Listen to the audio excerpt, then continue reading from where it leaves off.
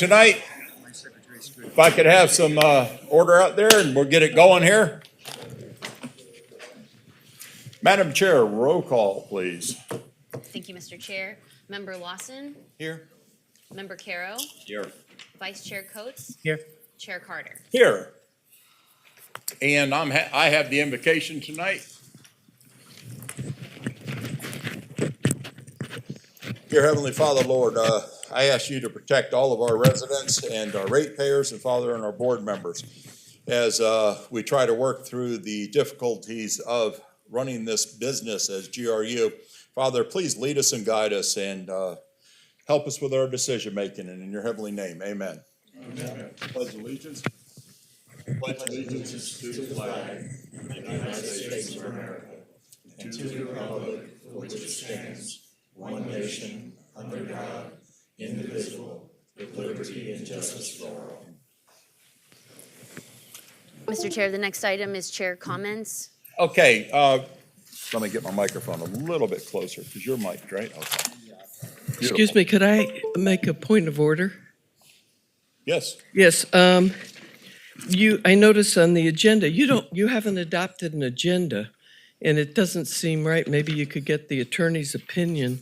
But you've got items here on an agenda that's not adopted. I think you should move the adoption of the agenda before your comments, which I don't quite understand why the chair's comments are not part of just general member comments. It seems that all of the members should have an equal thing, but I specifically think that the agenda should be adopted before you conduct business here. Thank you. Mr. Attorney? For the record, I'm Joe Beatty. Okay, thank you, Joe. Pardon me? That is typical. That we would have the agenda adopted prior to my comments or prior to roll call, or Right after roll call. adopt the agenda? Okay, let's do that. Thank you very much for bringing it to our attention, ma'am. Okay, do we have a motion to adopt the agenda? Motion to adopt the agenda. Okay, we have a motion. Do we have a second? I'll second. Okay, we have a motion and a second. Public comment? Yes, Joe Beatty again. I think that the item, the chair comments, should either be moved, and it should be part of, usually put at the end, or it should be changed to member comments. The chair just conducts the meeting. You really have no more say. You don't have more of a vote than any of the other members. So I would suggest that that item either be moved to member comment at the end, or that you have member comment that all of the members can speak when you speak. Thank you. Thank you, ma'am. Do we have another speaker on the motion? Mr. Chair, Jim Conish, I would echo that sentiment, but moreover, we have an agenda where no action is going to be taken. And there's tremendous confusion over what you did at the last meeting in terms of, as you would say, save a few bucks. And I have no idea what you did at the last meeting. I hope you do, but I don't. The Letcher Chronicle doesn't. It was just very convoluted as to exactly which things were going to be reduced when. And we're talking about millions of dollars. So I would ask you to provide clarity as to, is Connect Free over now or FY25? I don't know. There's 1.8 million uncommitted in that program just sitting there. So I think you need to really sharpen your pencils and dig deeper into these issues, sir. Thank you. Thank you. Do we have another speaker on the motion on the floor? Say none, back to the board. All in favor of the motion on the floor? Say aye. Aye. Unanimous, no opposed. Thank you, Mr. Chair. I believe then that will lead to chair comments. Yes, and it would. And the reason we do chair comments is to clarify anything that's happened in the previous, between the meetings, to clear up any questions. In this case, I'm going to clear up a meeting that we have coming up, and it's to give all the public the information. Then we do have member comment at the end, so they can speak when they want to, okay? I don't think it's out of order. Is it, Mr. Attorney, that we do a chair comment? Okay, then we're good. Okay, we do have a meeting coming up with the City Commission. It will be a joint meeting with the City Commission on February 28th. a lot of people have asked us, why are we having the meeting? And it would be like in any other business, when we conduct business, we're meeting with our vendor or our customer, quite frankly. They are our vendor because they provide a service for us, many services. The payroll, they do the maintenance, the fleet maintenance, human resources partially. There's a lot of areas. So we need to get that stuff in writing and firmed up. The way it's been running for the past number of years, I even looked at the transfer back into the 80s, has been a handshake and a wink deal. We can no longer operate like that. We need to have something in writing. So that's the purpose for the meeting. We're going to be discussing that, and CEO, if you can refresh me on the agenda. We only have a couple items. It's very minor, but we're going to be discussing the transfer itself, correct? So that's They put it on the city. Oh, I'm sorry, on the joint meeting, that is Yes, sir. correct. That is correct. The Power District. The Power District. Update on the Power District and the transfer are the two items on the joint. And I believe, someone asked me today, I believe those agendas went out today, is that correct? I think they were supposed to by the end of the day, but I'm not sure. Okay, so those should hit the paper, those should go out today. But that is the reason for the joint meeting. It's what any business would do with their vendors. We're gonna do it in the sunshine, obviously, because that's what we're supposed to do. So that's the only reason for the meeting. Okay, next item. Can I comment? Yeah, on yeah, that? sure, go ahead. Yeah, this meeting, if we're gonna talk about the transfer. Is your mic on? They're having trouble hearing you apparently. Did I not turn it on? I did not, There you go. sorry. The meeting is gonna discuss the GFC? I believe that, yes, that is on the Yes, transfer. okay, yes. so in your individual meetings that you had with the commissioners, you discussed that With a couple of them, yes. with a couple. I'm wondering, Scott, I'm gonna address you with this. I mean, we obviously have a disagreement here on the GFC. Would it be prudent to go to the Attorney General and ask for an opinion about whether or not we can in fact use the money for that purpose? That certainly is one of your options, is to ask for an Attorney General opinion, a written opinion. And that's, of course, one of the services that the Attorney General's office provides. Yeah. And so that's certainly something that is available to you. Well, I mean, I think that it would be prudent on our part to go ahead and ask for an opinion. I mean, I think that it might avoid problems down the road. So I'm confused. You're gonna ask them if we're allowed to, if the statute allows for that transfer of money. if the bill itself? Yes, that's right. 1645, Yes, if it allows for the transfer. yes, yes.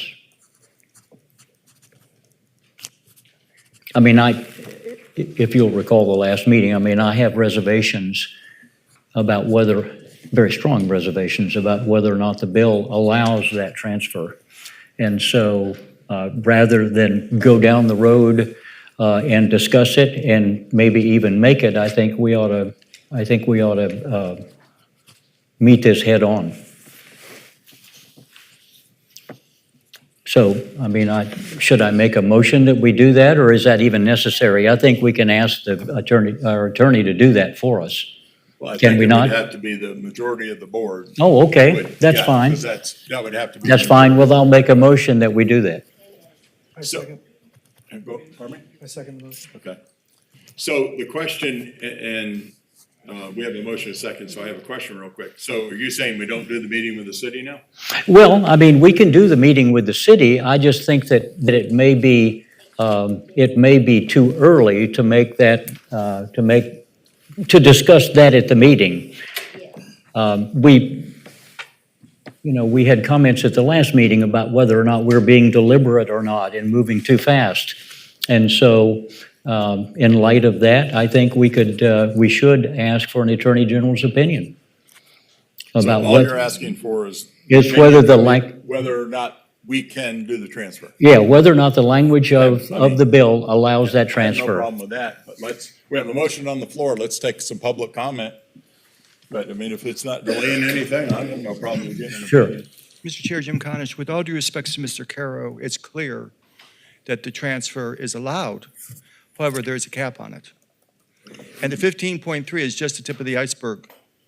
We do not know the magnitude of the indirect transfer. I haven't heard GRU put out what the cap would be. The city is claiming they can take 46 million. Mr. Cunningham has never explained what the cap is. Mr. Cunningham cannot explain the magnitude of the indirect transfer. He doesn't know what it is. I'm going to try to shed some light on it, but it's massive. So the real question is, we don't have the information to really ask the Attorney General, is the cap exceeded? But there's other questions like the franchise fees. That would be a great question for the Attorney General. Can they charge us franchise fees? Because that's what the weapon that is causing pause. That's a very easy question for the Attorney General. They know the city of Gainesville. They've sued the Attorney General. And the Attorney General would get that opinion out in about 5 minutes. Thank you. Thank you, sir. Next speaker, please. Yes, Joe Beatty again. I think that was an excellent suggestion, Mr. Cairo. And it's my understanding, I would hope this board would vote unanimously to ask those questions of the Attorney General, but it's my understanding, and I'm no lawyer, but that you as a member of the authority can ask for an opinion yourself. So should this fail, if I were you, I would go and seek find out directly from the Attorney General if you as a member of this authority can make those requests yourself. But I hope it doesn't come to that. I hope you all vote unanimously to ask the really important questions that are being bandied around here and get an AGO on it. Thank you. And I heard the same thing, a board member can ask that Oh, okay. of the attorney. Yes, ma'am. Debbie Martinez. Mr. Caro, thank you so much for your great leadership. This is the kind of discussion we needed to be having from day one, and better late than never, and thank you all. Thank you. Do we have any other speakers? Motion on the floor. Motion on the floor. Are you still good with your motion? Or did you want to add anything and had anything else changed? No, I don't need to add any, well, Okay, well- I may add a little something. The argument that I made last time was that the language in the bill basically says that we can only use that money for the I don't have it in front of me Yeah. this time, but it specifically says how we can use the money. It allows a transfer, but I think it envisions a transfer only if we're not so heavily in debt and we have a profit. So you're happy with your motion, though? You think that'll be covered? Yeah, I think it'll be Okay. covered. I can talk with Scott No more problem. about it, but. Okay.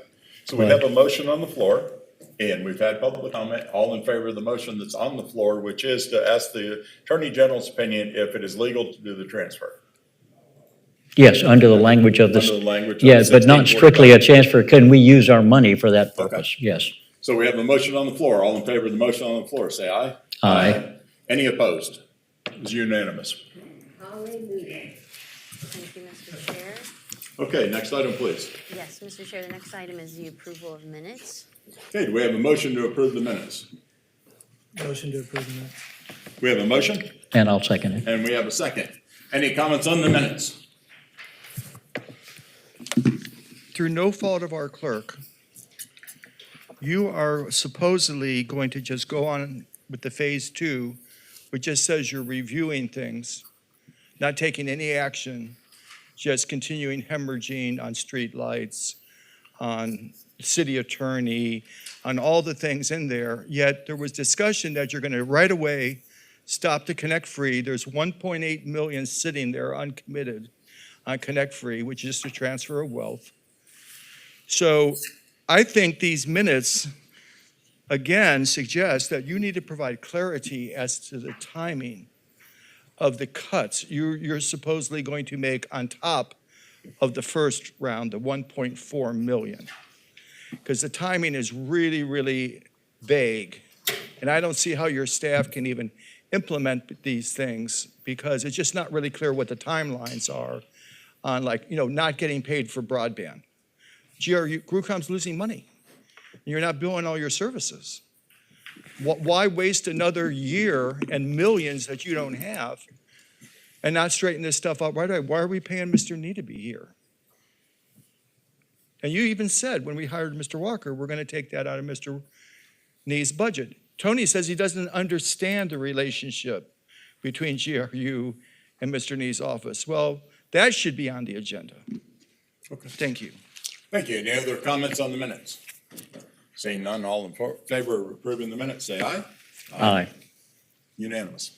Thank you, Mr. Chair. The next item is CEO, General Manager comments. We skipped general public comment. Oh, thank you. So sorry. Just realized that. So if anybody would like to make a comment, please come forward. I apologize. As soon as you start speaking. Mr. Chair, Jim Conish, I brought you a packet, and I'm going to try to get through this outline in 3 minutes. I have discovered 6 service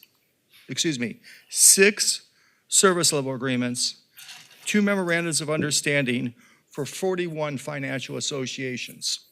2 of those overlap. The stormwater, there's an MOU and an SLA. So you have 33 financial associations with no agreement. And on the staff level, they're freestyling with millions of dollars of ratepayers' money, sir. And you have voted to reduce the FCAP by $180,000 a month, and there's no such thing. Because I've asked for these FCAP, full cost allocation plan payments, and they have no information about any payments like that. So that is bogus, and I think that will be discovered. I want to review the long-term debt. 1.85 billion in debt, 1.85 billion in assets, 5 debt downgrades in the last decade. The assumptions behind your debt defeasance program are doubtful, like the IRP won't cost any money and there won't be any decommissioning costs. So that plan is shown to be a sham. I've created a chart to show you the flow of ratepayer money. In your budget, to fund all these transfers pertinent to the so-called financial associations, Tony's got 3.6 million for joint services, unspecified, up $1 million from last year. He's got 2.8 million for vehicles and transportation. He's got 2.3 million for risk management. He has to write off 1.4 million because he can't collect it. Just the consultants to deal with your massive debt is 1.4 million.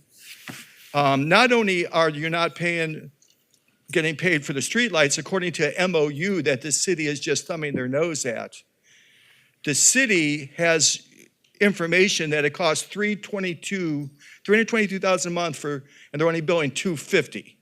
So I think they're underbilling the streetlights to the city just like they do IT, to the tune of a massive amount of money, approximately $1 million.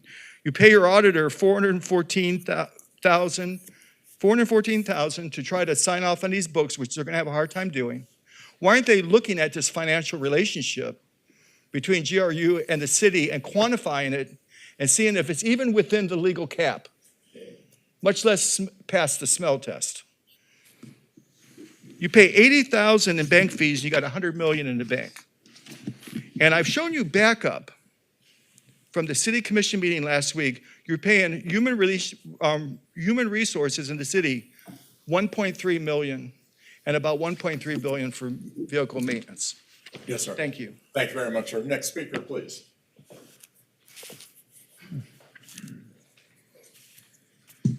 It's hard not to get depressed at these meetings, but I'm the eternal optimist, so I'm looking to you all to do your job to help GRU customers, not bail out the city. Oh, excuse me, I'm Debbie Martinez. This authority continues to hear from former and current members of the Gainesville City Commission talk about how it is standard practice for municipal utilities in Florida to transfer funds to their city to help fund their government.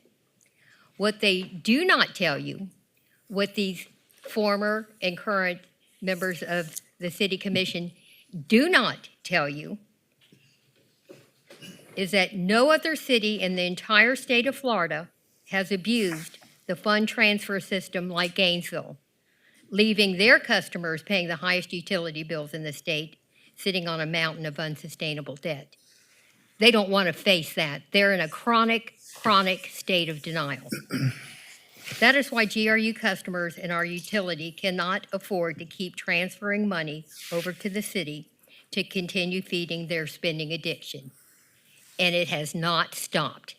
Hundreds of thousands of dollars every day gets allotted to be put on the backs of GRU customers and our residents. Again, please do not become their great enabler. Let them work their own recovery. GRU customers have suffered long enough. Thank you. Thank you, ma'am. Next speaker, please.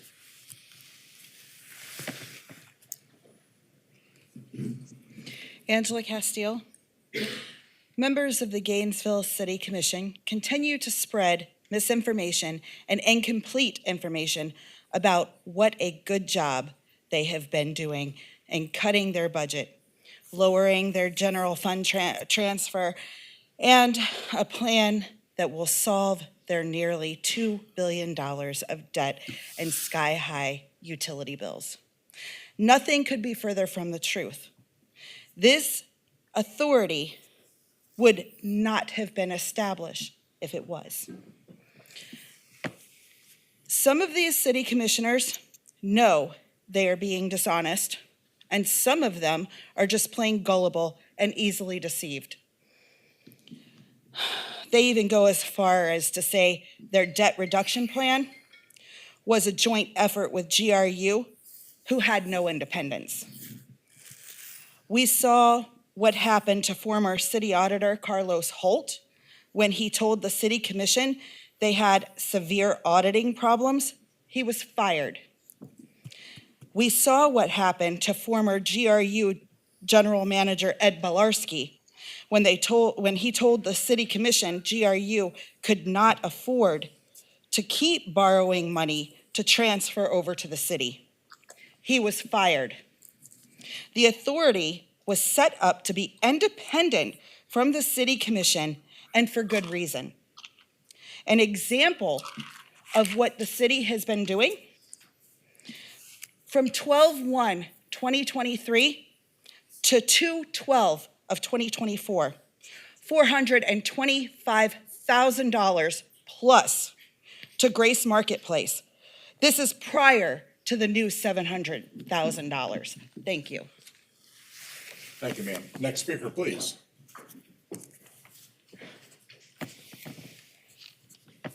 Joe Beatty.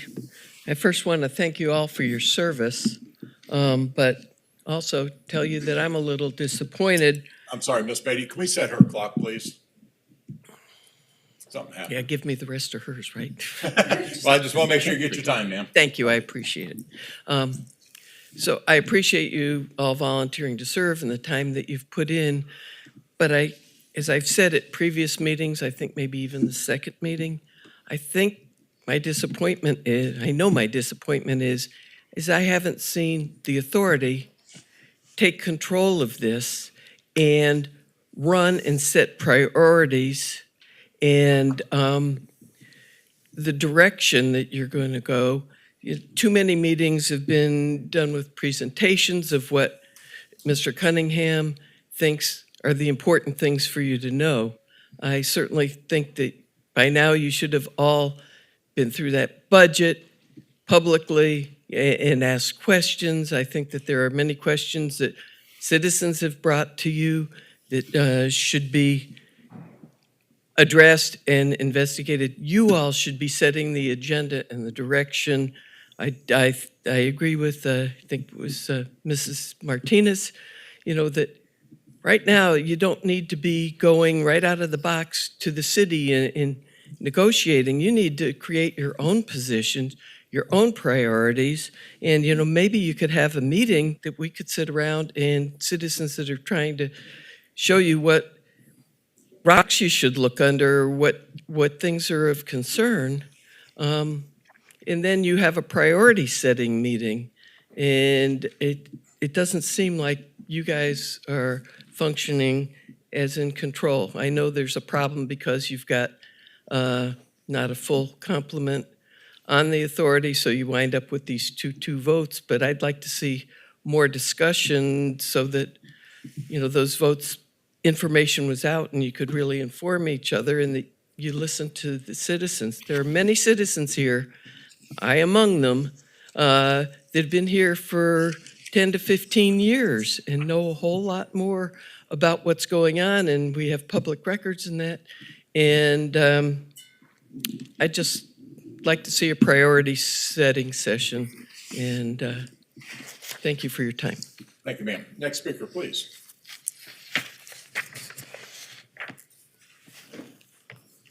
Gentlemen, commissioners, thanks for your hard work. Tony, thanks for your hard work. Did you look at the biochar I sent you? Could you state your name, sir, real quick? Tom Canilio. I'm with Thank you, sir. Center of Sustainable Agroforestry. I sent you all, and I think I copied Mr. Cunningham on a outline of comments and docs for y'all, and it focuses on the biomass power plant, which has gotten us into all this trouble, as I think most of us agree. I would respectfully request that you dig out the history of this, I guess you want to call it a debacle, you can. It is. It was. I was there at the beginning and just saw it bloom and blossom and get bigger and bigger and bigger. My colleague at the not-for-profit Center of Sustainable Agroforestry and I did the first study for GRU. We found enough biomass in the region, woody biomass, for about 25 megawatts. Why in the world do we have a 100 megawatt biomass power plant? It's because our city commission dropped the ball. So I'd like to ask your action on a specific topic later on. The Independent Resource Plan, IRP, that has been very completely well done. Not too many people have digested it, that Eric Walters has done. I would like that to be renewed because the resources described in that resource plan do not include what the University of Florida has been working on research-wise for decades. And they have good, strong answers. Some of the research Dr. Don Rockwood has produced. So it's getting a little bit old. It's time to open up the history of our experience and bring in Dr. Rod Gilbert, who's the IFAS VP. He was in the research director, first in agronomy, my department. He could summarize for you what, in fact, and for Tony, that is for Eric, the relevance, because in his integrated resource report, he mentioned biomass once, and it's not something that you should let slip by.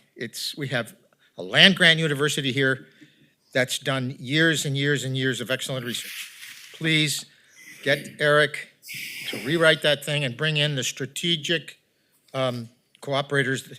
I was never consulted when he went off with his IRP plan. Thank you, sir. I'm So, sorry your time is up. Thank you very It's much. time to move forward with the history. Thank you. Thank you, sir. Next speaker, please.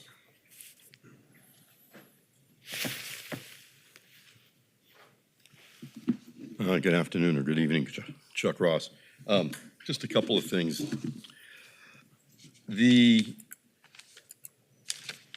Are there quarterly financial statements that are prepared for GRU? And if so, can they be published? Because I've never seen them. So that's the first thing I'd like to see, if it's available. Talking about the general transfer, which is an interesting thing. If you read HB 1645, they talk about quite a few factors, one of them being setting aside money for an improvement fund when you're calculating the fee. So I think before you continue to talk about it, you need to maybe drill into the components of it. And I also don't think there's any issue about whether or not it can be transferred. It's just a question of what's the cap. And if you look at some of the terms, for example, the improvement replacement fund, which I haven't heard anybody talk about, is, that's subjective, whatever that could be. But when you're trying to calculate something, we ought to maybe go and use the prior year as an example, just to figure out what it could be. So that we have a quantitative, a number we're talking about, Before I forget, one thing I mean, this is a minor thing, but I suggested that a link to this meeting is being streamed, correct? It's not on the agenda, there's no link. And I did see that they put a link finally on the minutes the agenda, I'm sorry, where it says there's a video where you can go find the archive video. And there was another thing I wanted to talk about. It's not on there, right? Yeah. Going back to the general transfer, just for 1 minute, there's something on here where they say identified SLA-related losses. I really don't know what they're talking about there. I know what the SLA is, but related losses, does it mean that we're going to quantify and say this was a loss and we should take an account for it from, and when, what year, how far back are we going? It gets it's not clear, let's just call it that. And, I did well, that's later on in the meeting. And I don't think I had anything else. Oh, the franchise fee. We can talk about the 30 seconds. Okay. I've heard mention of the a franchise fee being assessed. The way they usually work is it's actually assessed on the customer and passed through to the utility. So, I mean, when we were talking about the franchise fee and the city assessing a franchise fee, that's not the way it normally works, and it's for the right-of-way use, essentially. So, if you were going to do one, that's the normal way to do it. I think you mentioned 6%. That's the usual rate I've heard about, and thank you. Thank you so much, sir. Next speaker, please. Okay, seeing no other speakers, next item on the agenda, please. Mr. Chair, the next item is consent agenda, but we have no items on that, so we'll be moving to the CEO GM comments. Okay, Mr. CEO. Mr. Chair, members, so a couple of things. I'm going to hit on a couple of things that were brought up just to get us all on the same page. Quarterly financials are on our website, from the first quarter through December is posted now through December of 2023. But those are on there. We will also be bringing those to the board next meeting. Not the quarterlies, but the financial statements from the end of fiscal year 23. And so we'll be kind of talking through that a little bit with you as members. But those are posted historically on our website and are there now. A couple of things were brought up about what has been done and when. So I'm going to hit a few things. So in the January meeting, the board approved a reduction of $1.4 million toward city services that we were no longer receiving. And that takes place through a monthly payment. The FCAP is paid through a monthly payment to general government. We reduced that monthly payment down to reflect that $1.4 million. State the date. Starting in February. February 1st. February 1st of this year, we are reducing that amount so that we are reducing it overall through the end of the year by $1.4 million. And then a number of items in the previous meeting, February 7th meeting, that we addressed, those take place October 1st of 2024, so the beginning of fiscal year 25. So there's some question about the timing of that. And that has to do with the IT agreement, the Connect Free. We'll stop collecting the Connect Free surcharge and then charging for some of those broadband circuits that we're not charging for. So that all begins February of 2025.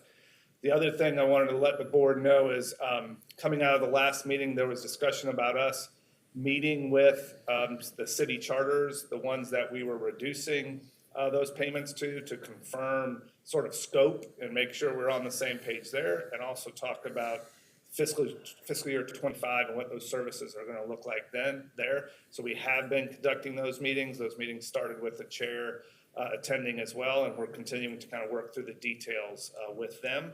And then we're also trying to further document and make it clear what the relationship is on the rest of the items of our interaction with general government.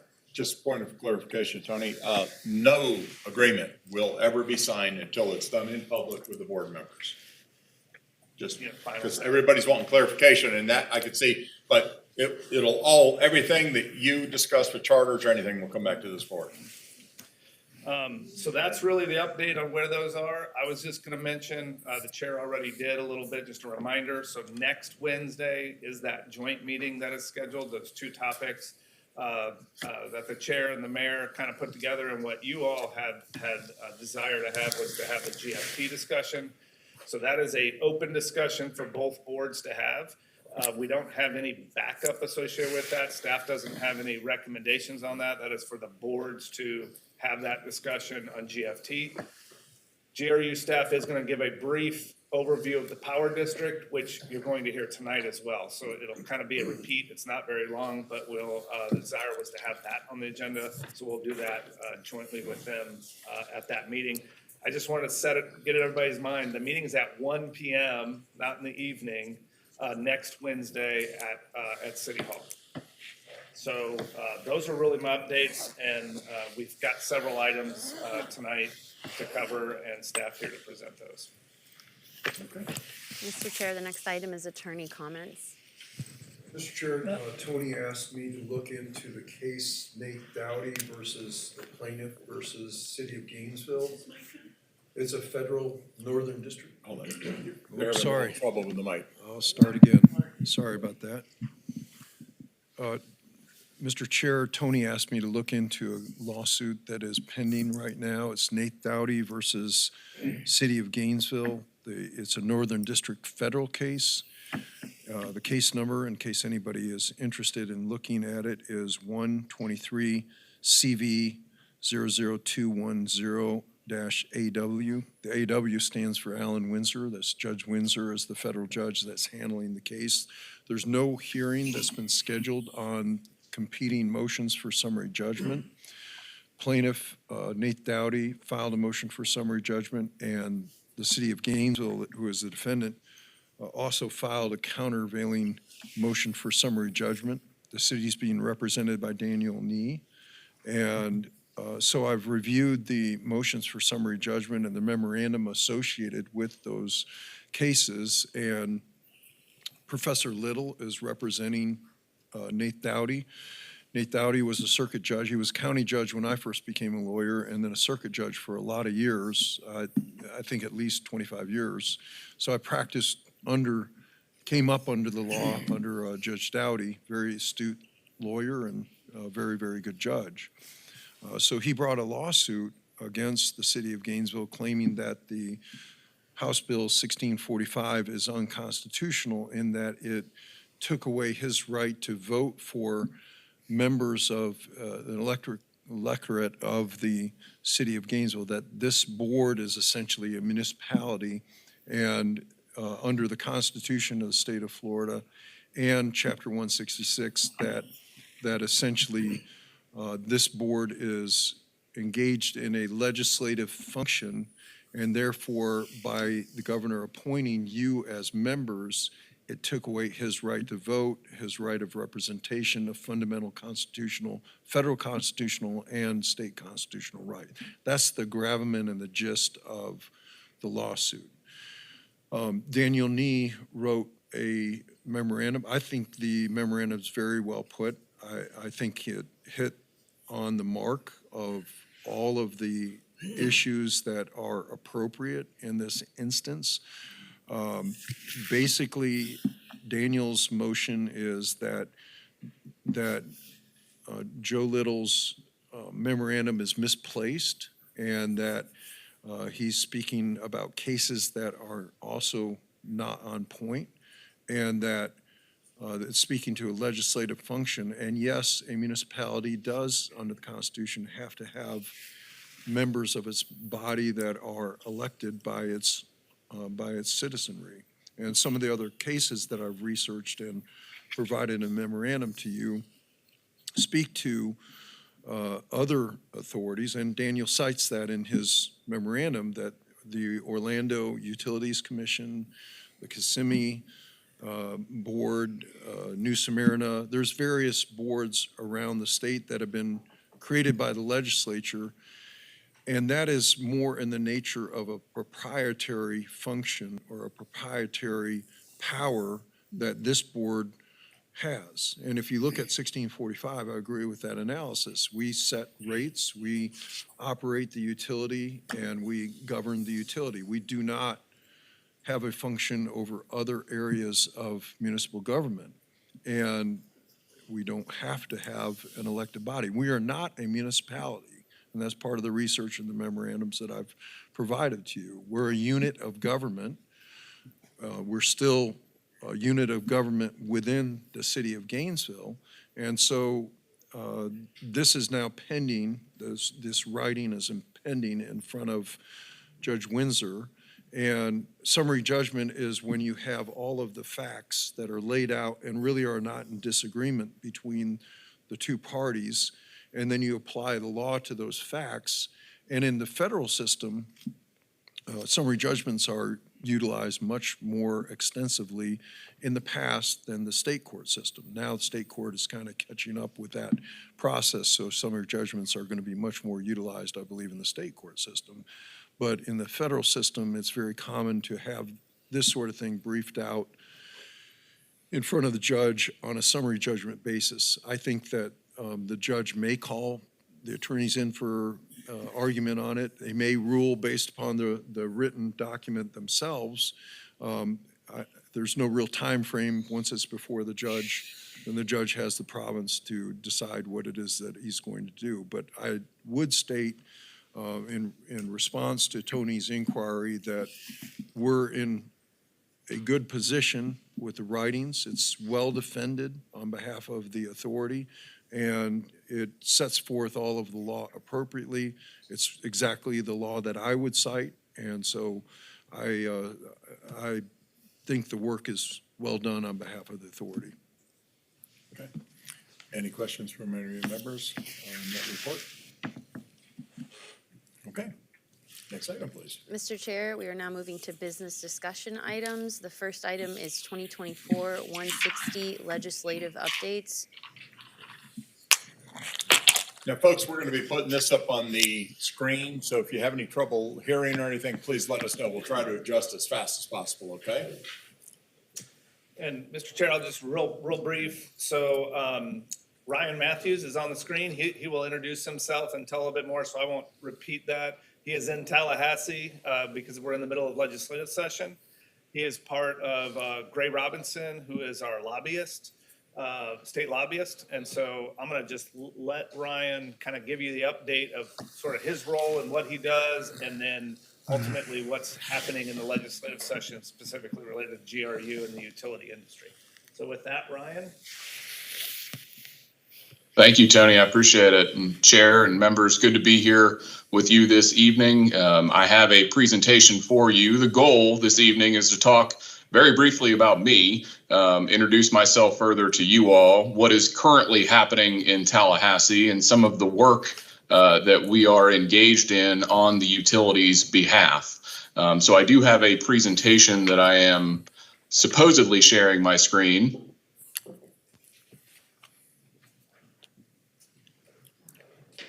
So at the end, I can finish and exit out of the presentation, Mr. Chair, and go back if there are questions afterwards. So here's your standard marketing materials from Gray Robinson. This is simply just a little bit about me. I have been with Gray Robinson for about 2 years, although I have had the pleasure of representing GRU for 7 years. I am a lawyer and lobbyist by trade, actually a graduate of both Santa Fe College and the University of Florida. So it means a great deal to me to continue to represent GRU. I have spent time both in-house and in the Assistant General Counsel position at the Florida League of Cities, representing all 411 municipalities across the state.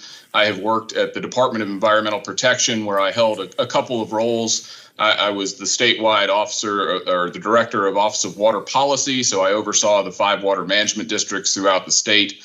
I was the deputy secretary for regulatory programs, which handles all air, water, and waste permits throughout the state of Florida. And then under Governor Scott, for a period of about 10 months, I was interim secretary of DEP.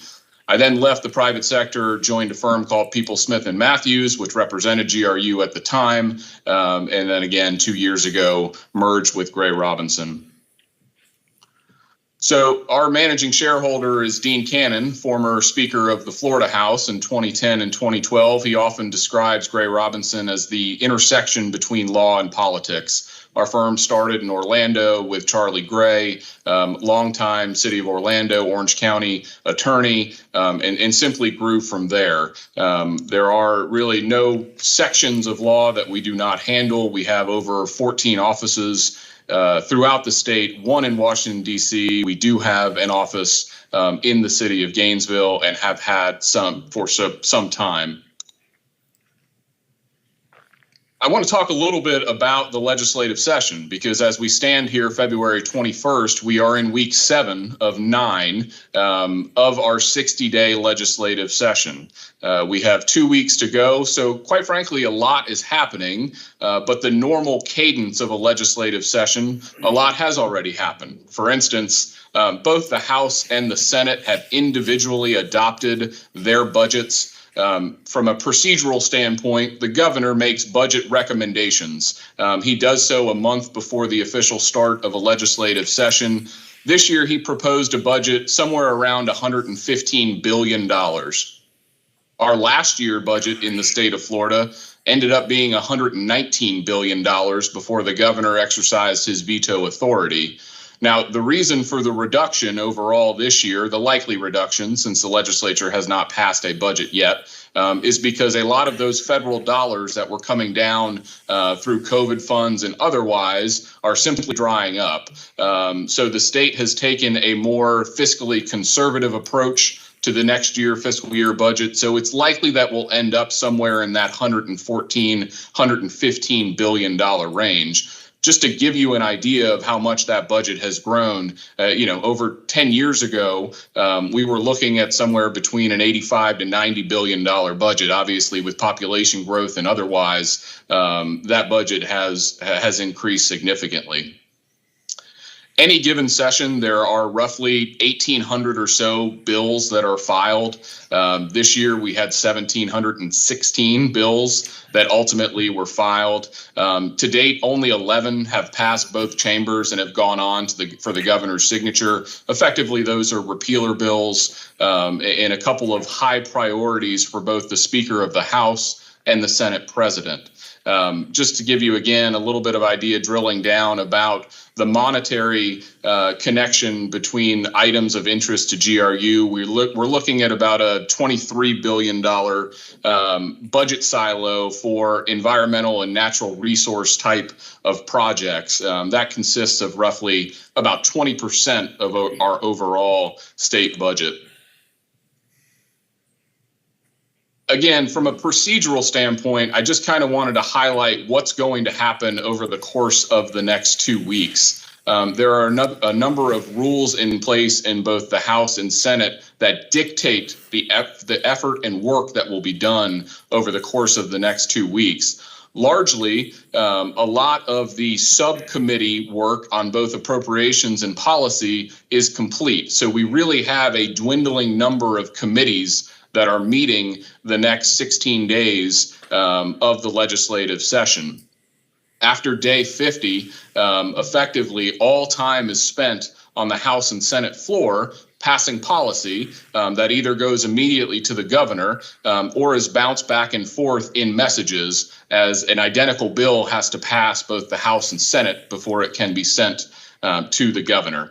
So again, that March 8th timeline is our 60-day end to the 2024 legislative session. Historically, we have had many sessions, and especially many sessions recently, that have gone beyond that 60-day legislative session. The main cause of the extension is generally coming up with a budget. The budget has to have a 72-hour cooling period before it is voted on by the House and Senate after it is agreed to. And that has caused in the past, a 2 to 3 day bleed or overrun from those 60 days. This is an election year. The budget negotiations so far are not too far off. The two chambers were only about $400 million apart in their proposals. And frankly, that's not a lot in the grand scheme of things. So what we'll enter into likely at the end of next week is known as budget conference. That is where the two chambers get together and shore up their two budgets and then pass an ultimate budget. So it is likely that during an election year, they would want to leave Tallahassee on time and go back and be able to campaign for the next election. So I mentioned that there were roughly 1,700 plus bills that are filed. As your lobbyist, we engage and interact with the staff of GRU to let you know of bills that have direct and even tangential impact to you all. And of those, there are many, quite frankly, but as we have moved on throughout the weeks of legislative session, some simply have no chance to pass. You've talked extensively about House Bill 1645, which passed last year. That is a larger conversation that is being undertaken at the legislature as it relates to municipal utilities as a whole. And that's on the electric, water, and wastewater and natural gas side. So House Bill 1277 and Senate Bill 1510, the first bill you see on that slide there, deals with a couple of issues as it relates to municipal utilities. Number one, it would impose a 10% general fund transfer cap on those revenues that are collected from customers outside of municipal boundaries.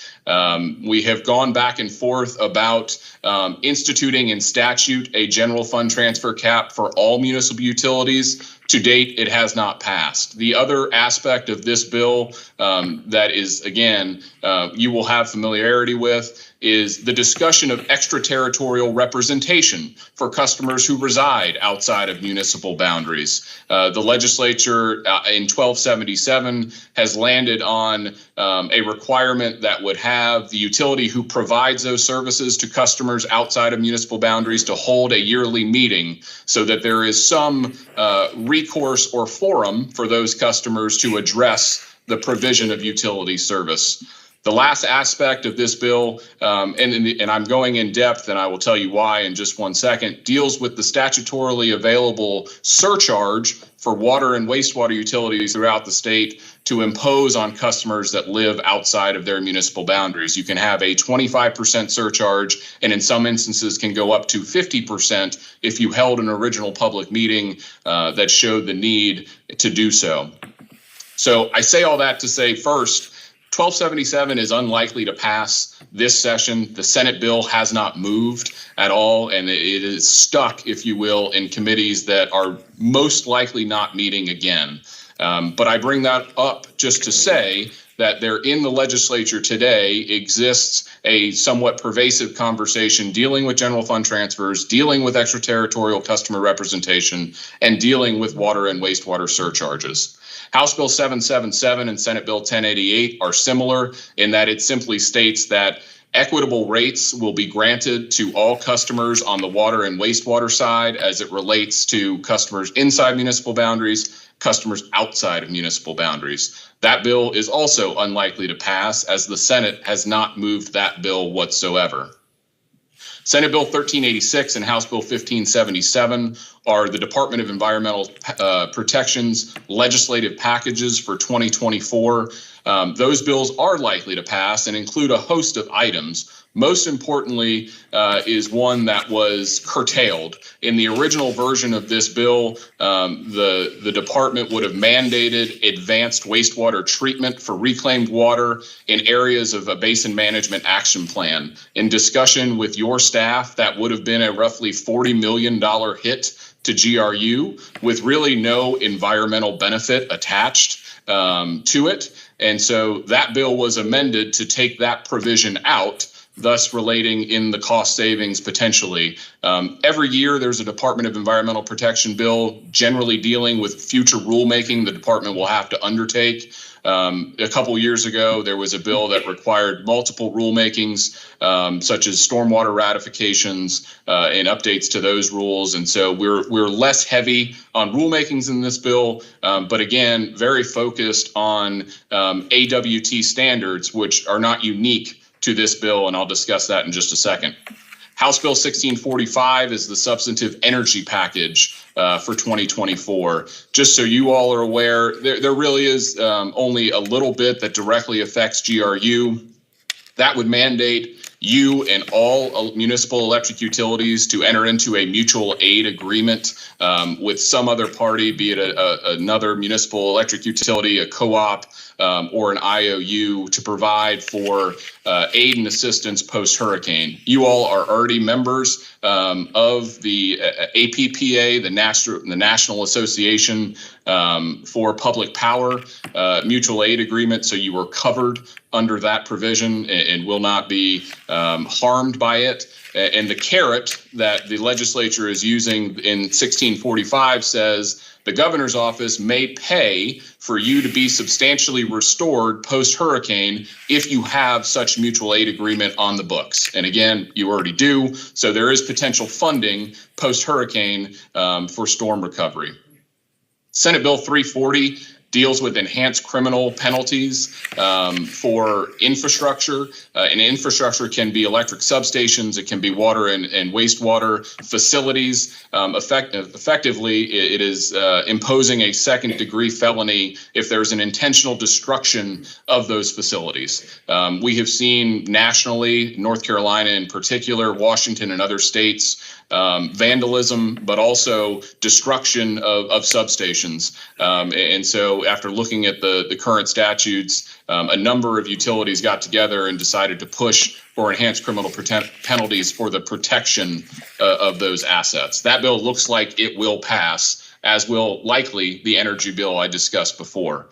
The last bill I'm going to discuss will not pass, but it's something to bring to your attention not only for this year, but for future years. So House Bill 1153 says that all utilities who have over 1 million gallons per day of discharge shall go to AWT standards. Again, a costly treatment process that doesn't always merit, depending on where the discharge occurs, a necessary environmental impact or resource. So I only bring it up to say some of the discussions that will continue in the legislature in 2025 are, again, municipal utilities as a whole, but also contaminants of emerging concern, PFAS, PFOA, et cetera, and then these AWT standards. We are at, with the state, sort of a crossroads in how best to treat potential contaminants within the aquifer, and then how expensive those treatments ultimately occur. Are they borne by utilities? Are they borne by the state? And then there's class action litigation ongoing nationally from the marketers or makers of those chemicals. So, just as I continue to introduce myself per se, what do we do for GRU? Not only do we continue to identify areas of potential concern for you all as it relates to legislative matters, but we're also registered to lobby for you with the executive branch of government. So that means we help and assist with any Department of Environmental Protection grants that the utility is going after. Historically, we have been pretty successful, quite frankly, in bringing money from Tallahassee from DEP's wastewater grant back to the utility. So that's a little bit about who I am, who my firm is, and what we do for you all, and I'm happy to answer any questions. Any board members have any questions for the audience? I don't. No, I think you hit it. Thank you for the update. Absolutely. Sir, Happy to do take it. a comment now. Can I ask a question? No. I'm just. Okay, next item. Thank you, Mr. Chair. Thank you, Ryan. The next item is 2024-67 Power District Overview. Before we move to the next item, I had a question or two. So this lobbying firm lobbies for us and also for the city of Gainesville? Yes. Yeah, so I'll address that. So we do have, currently, we have a state lobbyist and a federal lobbyist. Currently, we have a state lobbyist and a federal lobbyist that is City of Gainesville. We split that cost with general government. Those contracts are coming to an end, and we are going to put out an RFP to have our own state lobbyist going forward. And then we are actually going to, at this point, recommend not continuing with the federal lobbyist. just awarded. Greg Robinson was just awarded by you guys. Not for lobbying. We're not gonna activities. just start conversations out of the audience, and I'm sorry, but were they just awarded? Not for lobbying services, no. No. So we're gonna do an RFP for lobbying services and do that independent of the city. We are, basically, the contract is just running out, we're moving to the Okay, independence. thank you. I'm sorry for interrupting. Oh, you're fine, Member Carroll. Mr. CEO GM, would you like to speak to the item before Oh, Mr. sure. Hutchinson comes up? So, Mr. Hutchinson is standing up. He is going to be giving just an update on the power district. We had a little bit of discussion, and then the item kind of got moved down the road a little bit. We moved forward with moving toward an RFP and have issued an RFP. Mr. Hutchinson is going to kind of give an update on where we are on that process and be available to answer any questions. Awesome. Mr. Chair and Board, as Mr. Cunningham mentioned. Maybe turn the mic up to you a little bit, because we're having trouble, and they probably have another, sorry. Is that better? There you go, yes, sir. All right. Thank you, Mr. Chair. Kenzon Hutchinson, Chief Customer Officer, and board members. As Mr. Cunningham mentioned, I will be talking about, just giving an overview of where we are with the power district. And so hopefully I can click that on. Okay, so I'll be going through the history, a little bit of the property overview, and then I'll go into the disposition options, and then also somewhat of a current status of where we are. Not necessarily looking for a recommendation, but just where we are as it relates to current status. So just a little bit of the history. In 2011, 85% of our operations as GRU, we moved out to the EOC, which vacated 17 acres of property that we had as it relates to being downtown. During that process, City Commission, they directed us to work with CRA to actually get rid of, liquidate the property during that time frame. And this is kind of the boundaries of the 24 acres that we do have out around the downtown area, including the admin building, the parking lot, west parking lot, and all the vacant pieces of property that's located around the building. So from a property overview standpoint, it's 24 acres with minimal environmental concerns. As it relates to the creek and some power lines and just a few setbacks. Very minimal variation as it relates to environmental issues or concerns. In 2023, we did have an appraisal done, which came back as $22 million. And so we do have disposition options. So we were looking at two separate options. One, which is sell as is. I'm including the admin building, or looking at doing it a little different by breaking up and selling it and breaking it up in plats and selling them as individual lots. And so from a current status standpoint, we did issue an RFP that went out on yesterday. And what we're looking for is for whatever firm is selected through that process, that they would help us determine the best way to actually liquidate the property. Whether it's to sell it as is or as to break it up into individual lots. And then from that point, if it is, and that's including to determine whether the admin building should go with that.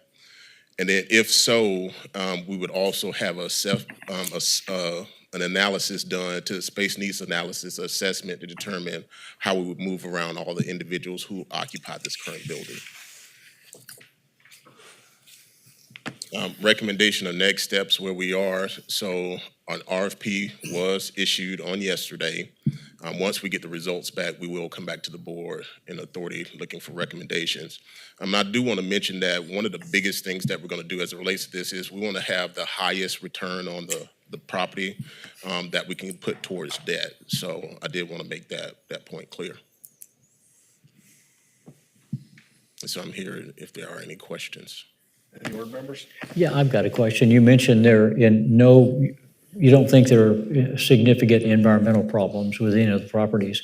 So those properties were all used for administrative as opposed to power generation or something that could have caused an environmental problem. As far as I know, correct. Okay, thank you. Is there any debt associated with these properties? No. No. No. Question for Mr. Chair, since you're the resident real estate expert here. In your opinion, is it better to keep it together or is it better to break it apart, just out of I curiosity? have an opinion, but I really think the proper thing to do is let whoever we pick bring it back, and I can have that discussion with them, because I don't want to taint, I do have an opinion though. But also, I just want to make it real clear, in the backup, there was a estimate of $40,000 to $50,000 to do a space study, somewhere around there. That's We're not correct. spending any money yet. We're not spending any I money. just want to make that real clear. What we're looking at is what makes the most sense, because if it makes the most sense, if someone comes in with an offer and they say, we'll take the whole package and here it is, and we can pay down debt, and we got to move to the EOC, we'll figure out space. Absolutely. I mean, no disrespect, but we could put cubicles in a big room and all get along until we can pay down our debt further. So that's all I had. I just wanted to make sure everybody realized we're not spending any money at this point. That's correct. And then also, that appraisal, is that public record? So folks, because I bet you so people can see it if they want. The tax assessor doesn't have the appraisal typically. The appraisal we did in 2023, is that public record? For us, I know, but I would have to verify that. Okay, so I imagine some people would want to Should look be. at it. Okay, just curiosity's sake. Okay, that's it. Next item, please, then. Mr. Chair, the next item is 2024-162, cybersecurity update. So very quickly, Vice Chair Coates brought up at the last meeting and the board agreed to get an update on cybersecurity here at the utility. Obviously a very critical and important part of what we do and an area that utilities have been targeted. So I'm gonna introduce Walter Banks. He is the Chief Information Officer. He's gonna kind of kick it off and then TC Kelly will provide additional details. So, Banks. Thank you, Mr. Cunningham. Just to clarify, we're going to provide a state of the union for the cybersecurity program we have here for the city of Gainesville. I'm very proud of our staff. We have a lot of staff that work keeping our network safe for everyone, and we're very proud of what we've done to this point. I do have a prerequisite. The one thing at the end, if you have any questions, some of the questions we may not be able to answer here due to the sensitive nature of keeping our network safe. At this time, I'm going to turn it over to TC, who's going to give a brief overview of where we are currently in our program. TC. All right. Good afternoon, chairs and authority members. So we're here today just to share with you a brief presentation on where we stand with our current cybersecurity program. So if we can get the presentation up. So some topics we're going to cover, and just to kind of preface the presentation before we jump into it, as Walt mentioned, any specific information about specific technologies that we're using, internal protocols or plans for how we respond to certain incidents, I will not be able to share. But if you're looking for more details or have specific questions, we can definitely get you that information through Walt and through Tony and deliver it internally. So what we're going to cover today, just some talking points and discussion topics. So our security team history and some of our guiding principles. We're going to give an overview of why cybersecurity is important. We're going to talk about some of the challenges that are being faced across the industry. We're going to talk about some recent events and just some of the impacts that those have had on organizations and their business operations.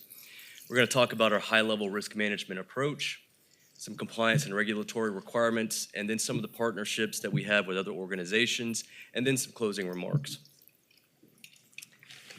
So what is cybersecurity? We're going to start out with a very brief definition. So it really just involves defending our computer systems, networks, and data against unauthorized access, cyber attacks, and potential threats.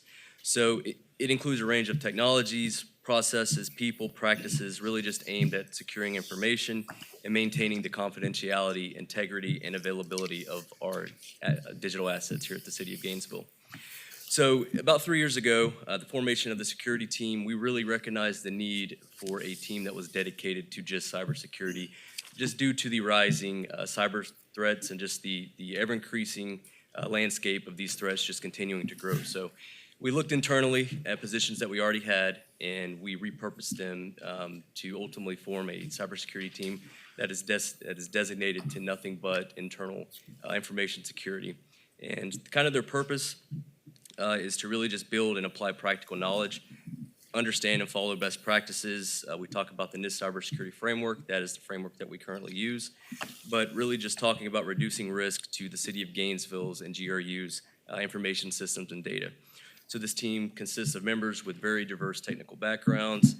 We put a lot of emphasis on training and making sure that these folks really understand the current landscape, the threats. They're staying up to date with what industry standards are, current best practices. So they've done a tremendous job with doing that. So we big focus on that. Our guiding principles, and these are core security principles for what we try to just practice across the organization. Confidentiality, integrity, and availability, as I mentioned in a previous slide. But really, confidentiality is just making sure that only authorized individuals can access our sensitive data and information here at the city. We talk about integrity, which is protection against unauthorized modifications and changes to that data. And then we talk about availability, so making sure that this information is accessible to authorized users whenever needed. The next two, which are very big, so least privilege and need to know. Basically, it just means employees are granted the access needed for their job functions. They're not giving any more access to information, especially of a sensitive nature, than what they need to complete their day-to-day job functions. We talk about separation of duties. So this is just making sure responsibilities are distributed to prevent against single points of failure. So one example I like to use is an employee can't input their time for payroll, and then an employee can't also approve their time for payroll.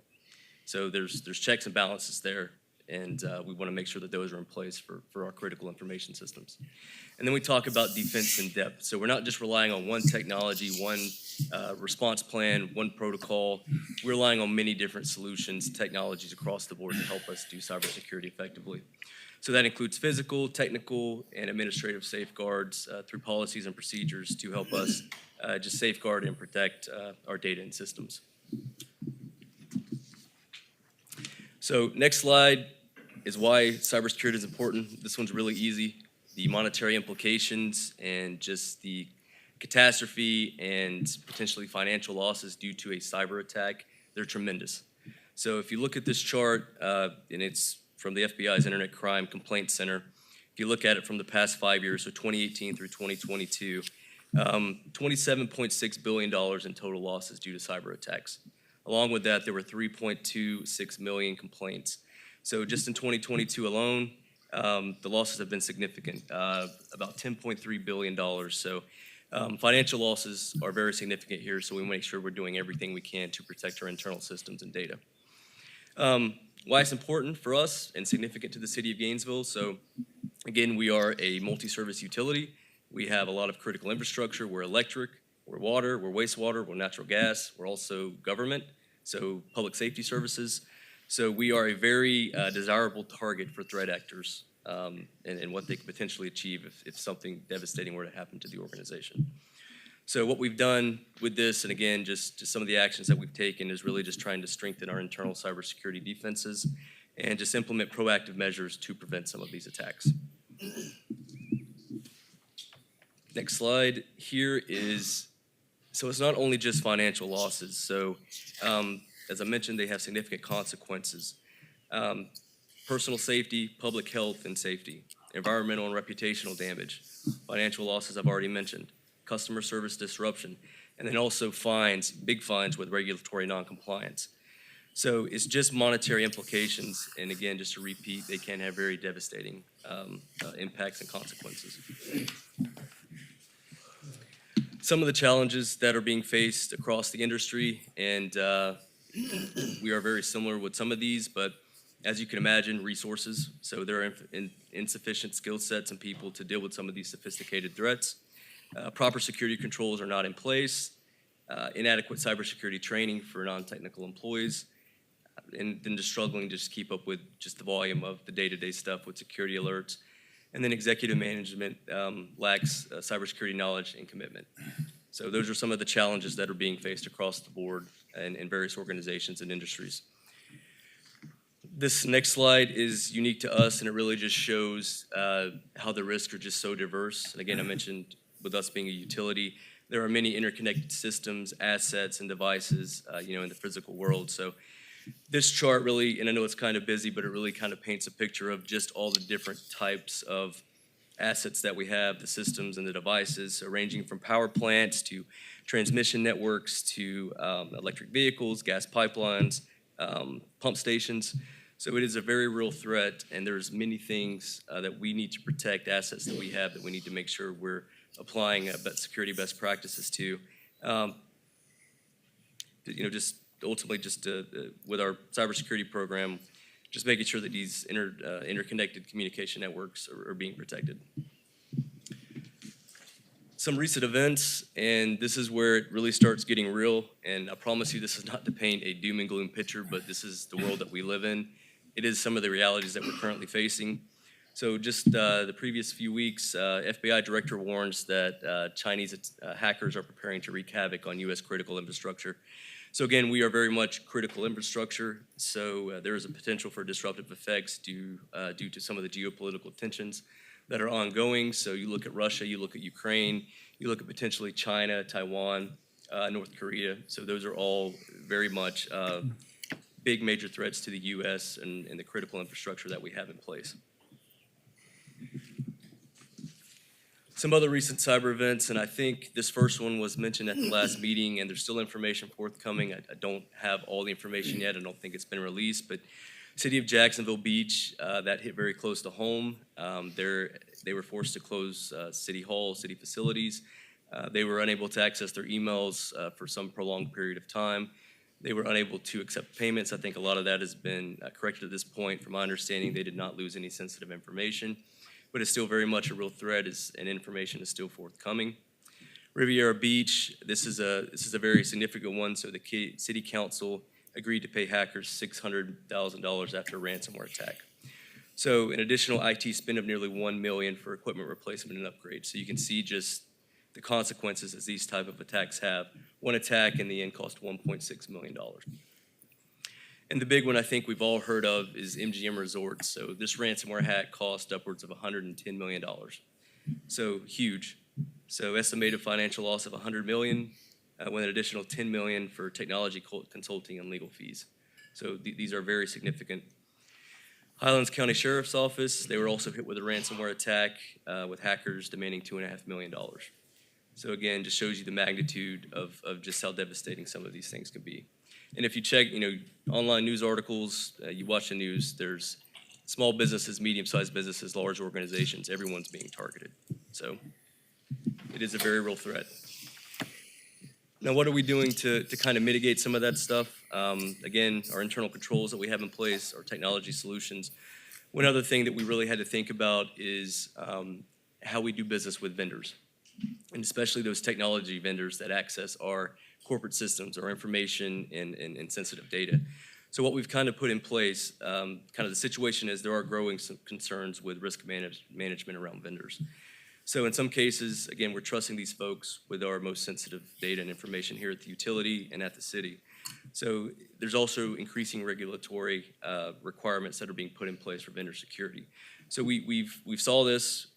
Our challenge is trying to find a good balance between doing security in a very methodical way, but not making it a burdensome security assessment or process.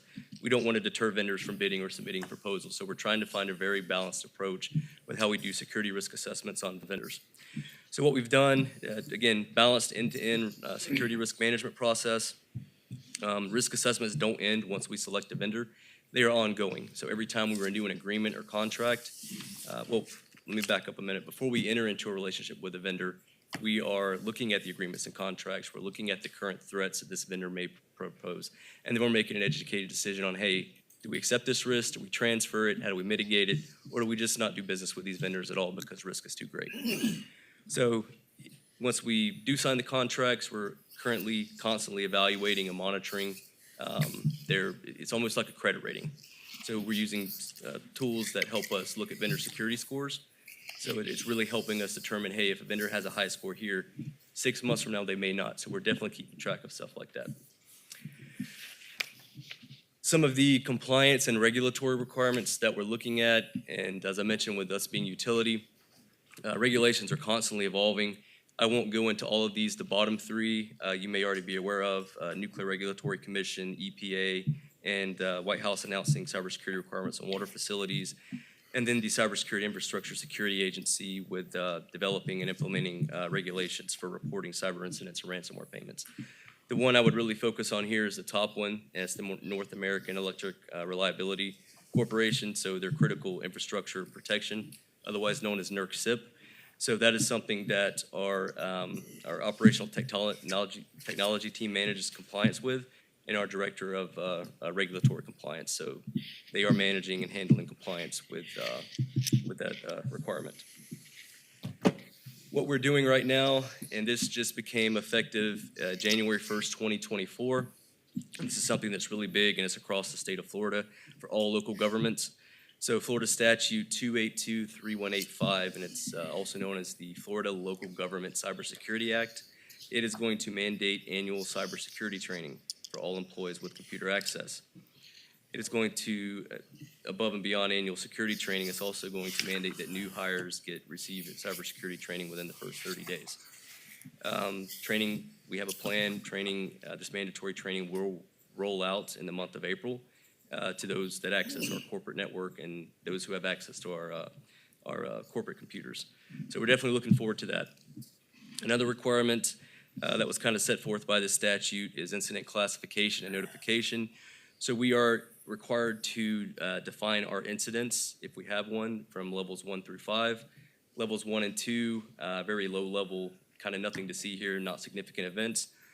Levels 3 to 5, very significant. They have to be reported to authorities in the State Cybersecurity Operations Center within 48 hours of discovery. So we have aligned with those requirements. We've built that into our cyber incident response plan, and it is something we're definitely very much taking seriously and staying on top of. Another requirement is each local government must and is required to adopt cybersecurity standards. So as I mentioned earlier, we have to have a best practice and industry standard framework.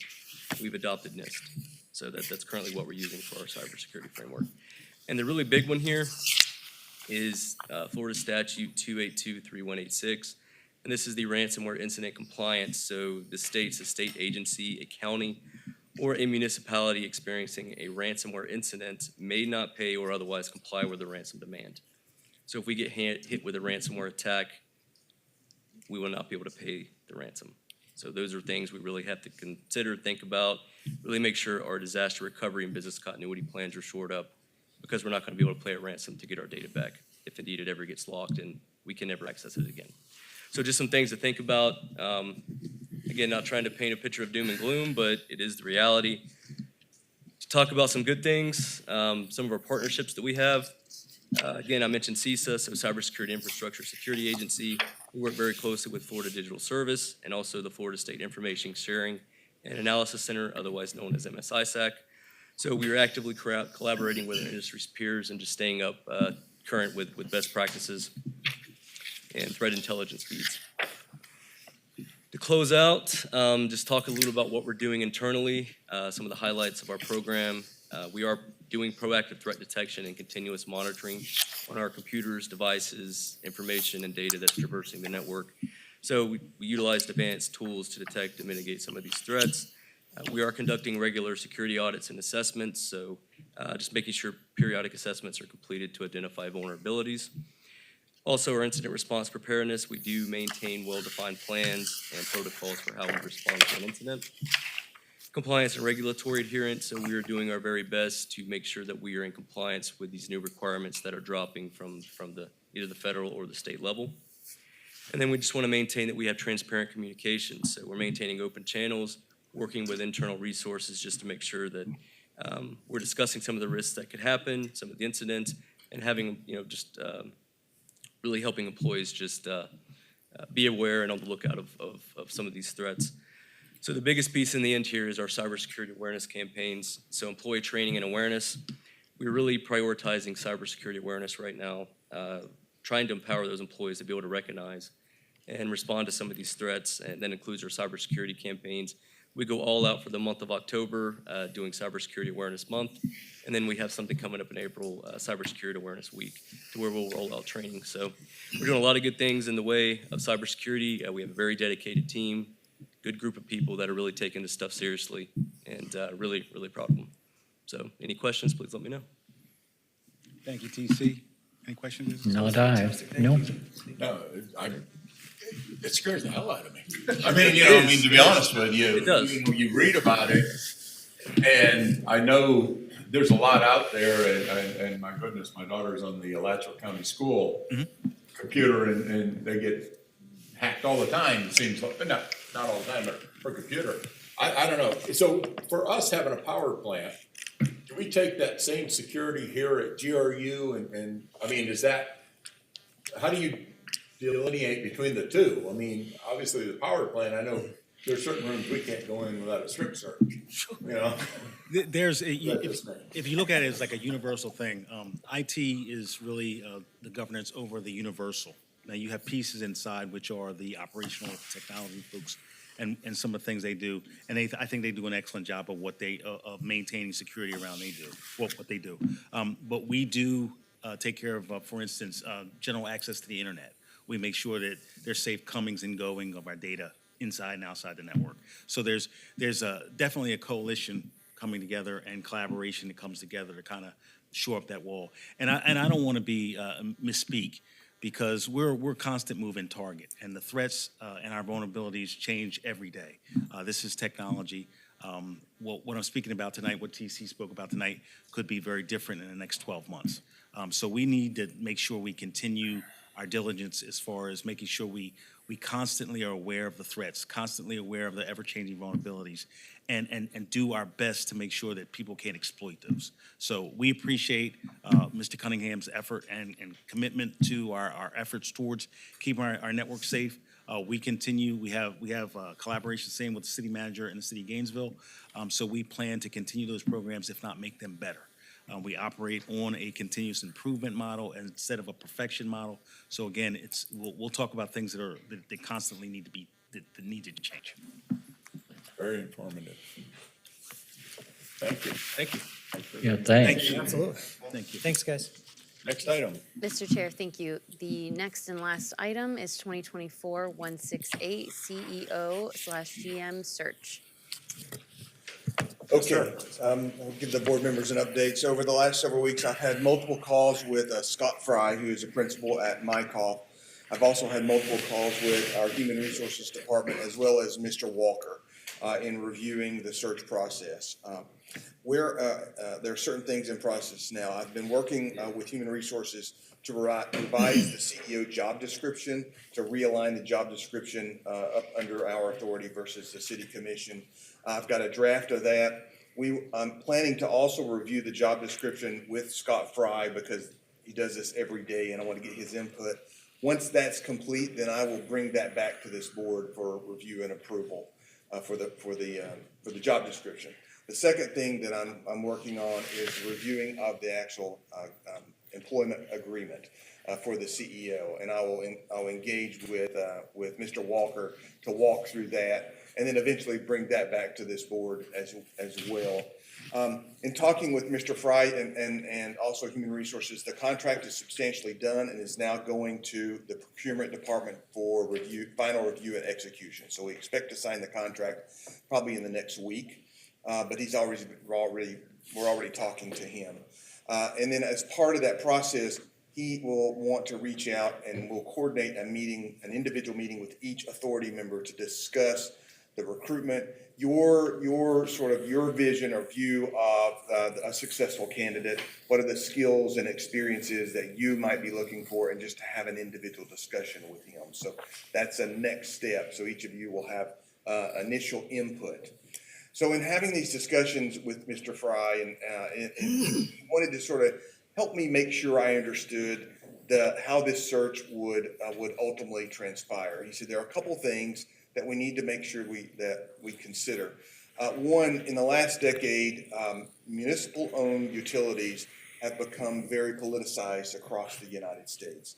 And so that is having an impact on individuals who are willing to apply for positions for municipal-owned utilities. With us having a separate utility board now, that's somewhat of a positive sign. And so that's not necessarily a negative. The other thing he wanted to point out was this process will be, because we're in Florida, it will be a completely in the sunshine process. So any candidate that puts their name in at any point in the application process, that will become public information. That will impact the pool of candidates. The number of, we can expect a much higher percentage of candidates are basically unemployed. Candidates are employed in an existing utility. If they apply here, their name is ultimately going to become public, and it could impact their current Can I ask you a employment question? status. The University of Florida were able to hide their candidates.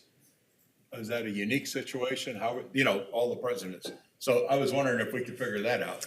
We did have a conversation. Okay, so that's, I'm glad. We didn't talk about UF, but Yeah, but, we okay. did talk about that process, and Mr. Walker was on the phone, sort of helping guide us. And Okay. Mr. Fry is very accustomed to recruiting in Florida. Okay. Would you like to add any to that?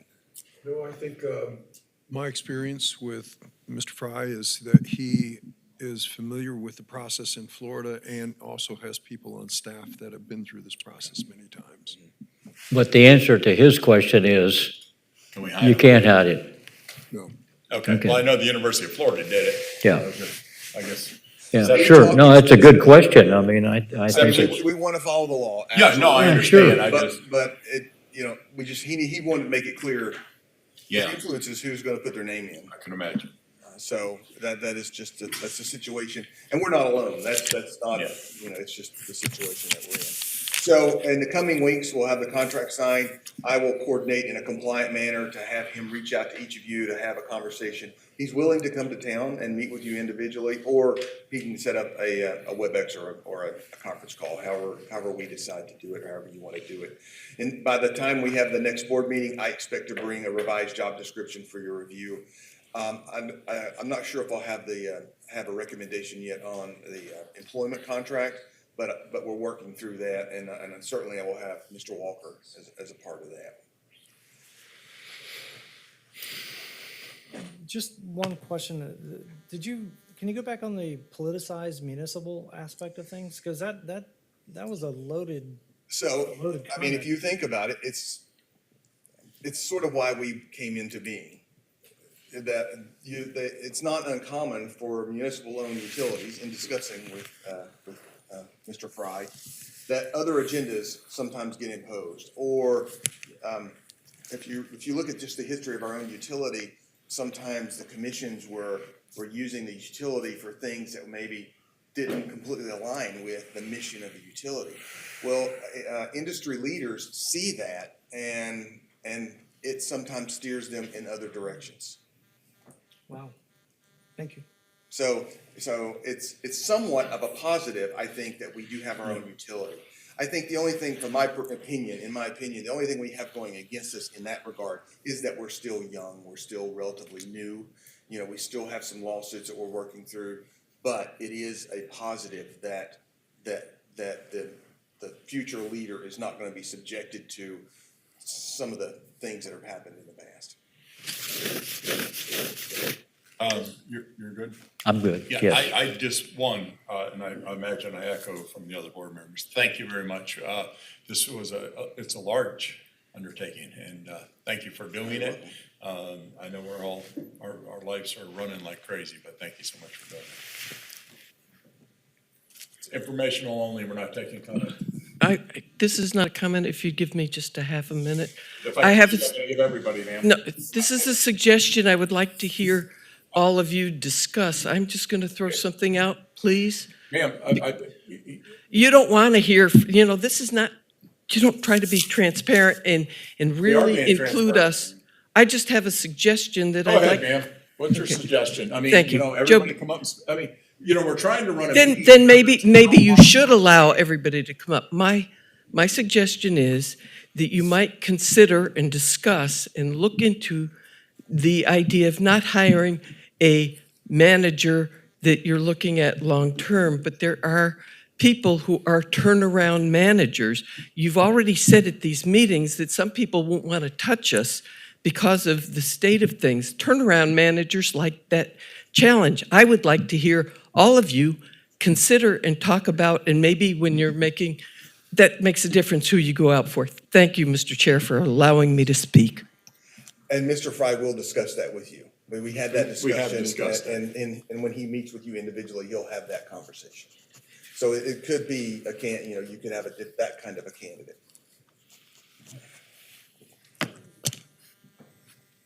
And that's my report. Thank you. Okay, thank you very much. She Mr. Chair, has if I a may, comment. Go ahead. super briefly, I have an answer to your question about the university president, if you Okay. would like that. There is a Yes. specific exemption, a bill that was passed in 2022 that exempts Florida public universities from having to share their member Okay. searches for president. I love it. Yeah. That's why she comes to the meeting. And they don't have to worry about sunshine, and I love how they put us in place and impose this on us and say, why can't you do it? Great. No, but great report, thank you very much. Member comment? About that or anything? No. Next item. Next item. I'm sorry, member comments about, It's the next item. about, I'm confused about what we're allowed to comment on is what I'm saying. Anything, okay, well, that's what I was trying to confirm. Yes, sir. You know, I just wanted to bring up again the meeting we're having at the city, with the city. And what is it we're going to cover at this meeting? We're gonna be talking about the general funds transfer, things that we wanna get off our chest, have conversations, things they wanna get off our chest, look eye to eye, just business in general. And in business in general, you mentioned like other contracts or other interactions, Yeah, they could- and what do you envision that is? I'm just trying to, I don't like to go into a meeting when I don't know what we're gonna be doing, and No, so that's I'm just fine. trying to get a grip on it. But like in quite frankly, any business meeting, I would sit down with Mr. Lawson or Mr. I just want to say, Mr. CEO, so I'm going blank here. We would have a discussion. What do we see our position going forward? What's going, we have, the maintenance, fleet maintenance. We're not exactly saying that we agree with how much we're being charged on fleet maintenance. We have dark fiber that we're not being paid for. We need to have those discussions. So the board needs to hear all this, and so the city commissioners need to hear this. I'm not sure what they're being told, quite frankly. So the fact that we can have that conversation, and you're welcome, just so you know, any board member can go meet with any city commissioner you ever want. You're allowed to do that because we don't collectively vote. So if you have something, say, for example, you're concerned about fleet maintenance, you want to know more about it, you can go talk to the city manager or something. That's all we're doing is having conversations. We have to get something in writing. This, when I look back on what's going on, and whether it's street lights or it's 2 years in arrears or it's this, I mean, we can't keep doing the old boy system here. There's got to be something in writing, and everybody has to understand that. And that's my goal. The general funds transfer, I don't know how fast the Attorney General will give a report, but that's something else. We have to look at what's best for the utility in that. Okay, so if they're entitled to it, if they're entitled to something else, what that might look like. We're hearing all these wild numbers. That's not a city commission thing, but that's our investigation. Internally, we're looking at House Bill 1510, or Senate Bill 1510, right? What the Yes, impact might be. But as the lobbyist stated, that's probably dead in the water. It's probably dead. Okay, We so haven't it might not really be as what that important. impact may be. So then, and as one person in the audience say, when you're talking to the Attorney General, can they do a franchise fee? Because I hear they can do a transfer of funds, but I don't know if they can do a transfer fee on themselves. So it'd be the city charging themselves. So those are the questions. Like you said, if there's something under your saddle, you want to get it out, that's the time to do it. And that's what I'm talking about. It's just a business meeting. We do business with them. They're a customer of ours. We're a customer of theirs. But we don't have a, boy, that sounds awful loud. You're loud. Not you, but the mic's a little Yeah. loud. But we don't have a specific agenda. We don't have a list of things, so anybody could, I just, there's such a lack of specificity here that going into a meeting like that it's just uncomfortable for me, but I apologize. understand what Yeah, you're saying. I think going into a meeting like that allows things to get tangled in the weeds. And I don't want to, I don't need the specifics on a lot of the things that members of GRU will negotiate with the city in the various agreements. But if everybody else feels the same way, then, I voted against the meeting last time. So I mean, you know where I'm coming from. Okay. But I'm sure everybody else still, I'm assuming everybody else feels the same way. So Robert, what I'm looking for in the meeting is to start a dialogue as we're going into the budget cycle. To me, this is the time to really dig through and discuss all the different interworking relationships. And my goal is to sort of establish a baseline of understanding between the two entities about what we're all going to be working on as we work our way through the budget. So I hope to go away from the meeting with them understanding that it's our expectation that we're going to work pretty quickly through all these things. So by the time we provide a budget, by the time we pass a budget, we will have completed substantially all that work, and get their opinion on what kind of a dialogue. How do we work together? Because there's some services we buy from them, but there are services that they buy from us, and I don't want us to get into a tit for tat kind of a relationship. I would like us to have really effective dialogue between the two entities on how we can function effectively. So are we going to have a list of those services that each of us provide They're before already the out meeting? there. I agree with you. I don't necessarily want to go through the detail. I would like to just have that kind of dialogue and say, I understand. my goal is by the budget time, we've got it all done. Yes, I understand. I mean, the list is out there. I mean, what it is, and again, back to Member Lawson's point is, we didn't want to go through every single thing, but a methodology and what we're going to do, expectations of what we're going to do. And that's what we were talking about. And it's just like anything else. They don't even realize, when I'm meeting with them, where I'm a little bit sideways on stuff because they go, well, what's up? GRU and the city of Gainesville made this. No, we didn't. The board had no input on it, so now we're looking at it. Yeah. That's what we want to do. We want to review it with our eyes, our methodology under the bill. So no disrespect to everybody that worked on it, but we didn't participate in that.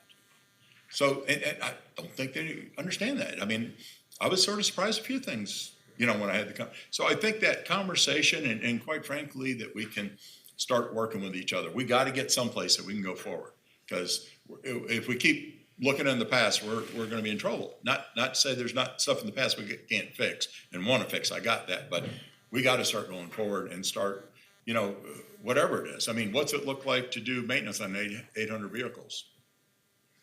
And again, everybody, I hear people say, well, screw it, just cut them off, do this. Well, I can't stand up 800 maintenance charge for 800 vehicles. We would fundamentally be in trouble. They take care of it. Our payroll, we don't even do our own payroll. So I mean, there's things there that are very sensitive, and I want to make sure that we're looking eye to eye and we have a path forward. And there are services. Mr. Cunningham made it real clear on stuff that, and I'm not trying to be ugly when he said this, but when he first said it, I went, that's pretty rude. He said, you're welcome to bid for our business. And if we find a better contractor, that's what we're going with. And the first time he said it, we met with several people. I was like shocked. And then all of a sudden it made perfect sense. So he said, you can bid for our business. That if you win, great. If you don't, we're going to XYZ. So I think they have to know that. The commissioners have to know that. And they haven't really heard from the board at all. And I don't mean to have my back to you the whole time, but, and so that's what I see out of it is, Okay. And no matter what we do, how it's going to be. Some people will be happy, some people will be sad. I hope we can go forward and come. I mean, one of the things I would love, I don't know how fast we can get it. I'd like to have some resolution on the transfer soon, because that's the elephant in the room. So if it's not legal, then that's well known. If it is, and there's an alternative, what it is, let's go forward. So that's just my thoughts. That's my comment. Any other comments, board member? I just want to bring up the conceptual idea of removing stormwater and garbage off the bill, the GRU bill. This has been tossed around. I think Mr. Cunningham and I have chit-chatted about it. I do believe, don't we get paid for that? But is it? A lot of money. There's significant, so I think it's worth understanding, is it to the tune of like $700,000? Are we?